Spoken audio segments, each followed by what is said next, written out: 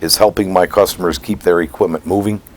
It doesn't gel up in the wintertime, keeps their fuel lines free and clear of ice, and it flows at low temperatures. Issue with fuel come summertime in the bulk tanks is the microbe growth. It's kind of the black slime that blocks up the fuel filters, and K100 eliminates that by eliminating the fuel water line where those microbes live and breathe. We use K100 year-round. We typically sell it to fleet owners and operators. They introduce it into their tanks.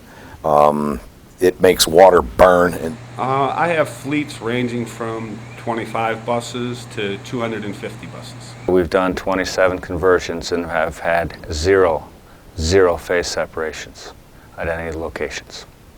With this fleet alone, about 3 million gallons a year.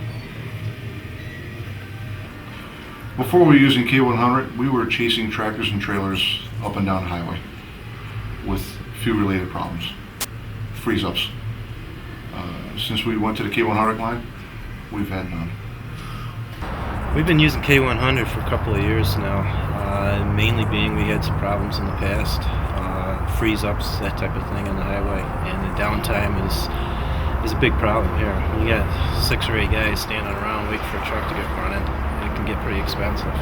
Since we've been using K100, we haven't had one single problem. My initial actually usage of the K100 product, I have a bunch of equipment being a contractor, and I had an old bulldozer that's been with me a long time, and she'd been sitting in a barn for about 16 months, and same fuel, and I thought, oh boy, this is going to be fun.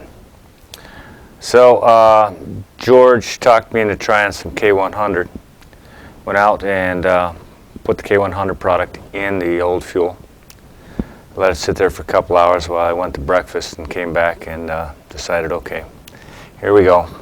You know, probably tear the injectors down and everything else to try to get the old fuel out to clean her up.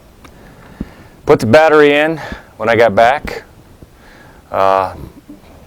turned it into a glow plug position for about 15 seconds, pushed the starter, she fired up and never missed a beat. Well, our trucks, because of the business we're in, sometimes they'll set through a cold spell in the wintertime for a couple of days straight, and it does tend to condensate inside the tanks.